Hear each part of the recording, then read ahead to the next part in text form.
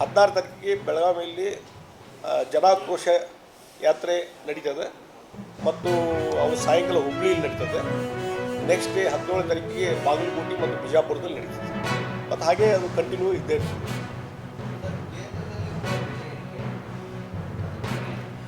ಕೇಂದ್ರದ ನೋಡ್ರಿ very small portion ಆಗಿದೆ. ಮತ್ತು ಇವೆಲ್ಲ ಈ ಪೆಟ್ರೋಲ್ ಗ್ಯಾಸು ಪೆಟ್ರೋಲಿಯಂ ಇವು ಪ್ರಾಡಕ್ಟ್ಸ್ ಇದಾವಲ್ಲ, ಇದು ಆ ಕಂಪ್ನಿಗಳು ನಿರ್ವಹಣೆ ಮಾಡೋದ್ರ ಮೇಲೆ ಇರ್ತದೆ. ಹೀಗಾಗಿ ಮತ್ತು ಅದಕ್ಕಿಂತ ಮುಂಚೆ ಗ್ಯಾಸದ್ದು ಸಿಲಿಂಡರ್ದು ರೇಟ್ ಜಾಸ್ತಿ ಇದ್ದಾಗೂ ಅದು ಕಡಿಮೆ ಮಾಡುವಂಥ ಕೆಲಸವನ್ನು ಕೇಂದ್ರ ಸರ್ಕಾರ ಮಾಡಿದ್ದಾರೆ. ಹೀಗಾಗಿ ಅದನ್ನು ಮತ್ತು ಇಲ್ಲಿ ರಾಜ್ಯದಲ್ಲಿರುವಂಥದಕ್ಕೆ ಕಂಪೇರ್ ಮಾಡಲಿಕ್ಕೆ ಸಾಧ್ಯನೇ ಇಲ್ಲ ಅಂತ ನಾ ಹೇಳ್ತೀನಿ. AICC ಒಳಗೆ ಸಭೆ ಒಳಗೆ ಬಹಿರಂಗವಾಗಿ ಜಾತಿ ಗಣತಿ ನಾವು ಬಹಿರಂಗ ಮಾಡ್ತೇವೆ ಅಂತ ರಾಹುಲ್ ಗಾಂಧಿ ಅವರು ಭಾಷಣ ಮಾಡ್ತಾರೆ. ಅದರ ಸಲುವಾಗಿನೇ ಅದಕ್ಕೆ ನಾ ಹೇಳಿದಿಲ್ಲ, ಯಾವುದಾದ್ರು ಒತ್ತಡದ ಮೇಲೆ ಅವ್ರಿಗೆ ವೈಯಕ್ತಿಕ ಮನಸ್ಸು ಐತಲೂ ಗುರುತಿಲ್ಲ. ಒತ್ತಡದ ಮೇಲೆ, ಯಾಕಂದರೆ ಅವ್ರ ಮನಸ್ಸು ಇದ್ದಿದ್ರೆ ಅವ್ರು ಮುಖ್ಯಮಂತ್ರಿ ಇದ್ದಾಗ ಅದ್ರ ವರದಿ ಸ್ವೀಕಾರ ಮಾಡ್ತಿದ್ರು. ಫಸ್ಟ್ ಟೈಮ್ ಮುಖ್ಯಮಂತ್ರಿ ಇದ್ದಾಗ ವರದಿ ರೆಡಿ ಇತ್ತು. ಆವಾಗ ಪತ್ರಿಕೆಯಲ್ಲಿ ಲೀಕೇಜ್ ಆಯಿತು.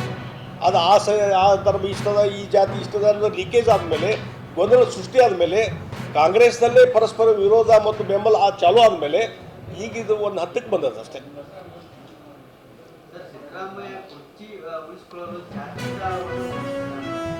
ಮತ್ತು ಏನಾಗಿದೆ, ಮತ್ತು ಅವ್ರಿಗೆ ಯಾವುದೋ ಸಂಕಷ್ಟ ಬಂದಾಗ, ಬೇರೆ ಬೇರೆ ಹಗರಣಗಳು ಬಂದಾಗ, ಈಗ ಮೊನ್ನೆ ಒಂದು ರಾಜ್ಯಪಾಲರಿಗೆ ಮತ್ತೊಂದು ಕಂಪ್ಲೇಂಟ್ ಲಾಂಚ್ ಆಗಿದೆ ಅವ್ರ ಮೇಲೆ 500 ಕೋಟಿ ಕಿಕ್ ಬ್ಯಾಕ್ ಅಂತೇಳಿ.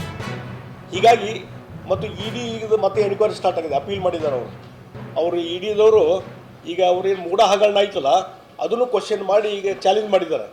ಹೀಗಾಗಿ ಒಂದು ಜನರ ಗಮನವನ್ನು ಬೇರೆ ಕಡೆ ಸೆಳೆಯುವಂಥ ಇದು ತಂದುಬಿಡೋದು. ಅವಾಗ ಆ ಜಾತಿ ವರದಿ ಬಗ್ಗೆ ಚರ್ಚೆ ಮಾಡಲಿ ಸಾರ್ವಜನಿಕರು. ಈ ಮೀಡಿಯಾದವ್ರು ಇವೆಲ್ಲ ಚರ್ಚೆ ಮಾಡಾಕತ್ರಿ.